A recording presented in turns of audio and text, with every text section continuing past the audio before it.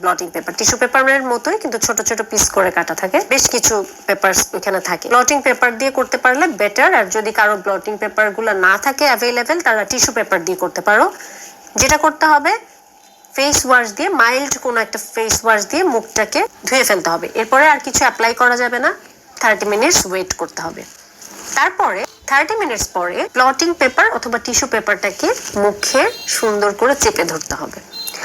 এখন হচ্ছে রেজাল্টের পালা।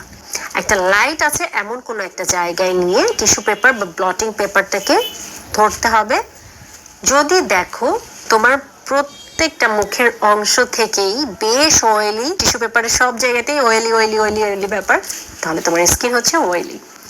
যদি দেখো তেমন কোনো অয়েলি ভাব কিছুই আসে নাই টিস্যুতে, তাহলে কি হবে? ড্রাই স্কিনের মানুষ তুমি। আর যদি তোমার টিস্যু পেপারের মধ্যে এই যে টি জোনের এই জায়গাগুলোতে দেখো যে অয়েলটা আছে টি এর মতো করে, আর অন্যান্য জায়গাগুলো হচ্ছে শুকনা, সেটা হচ্ছে কম্বিনেশন স্কিন।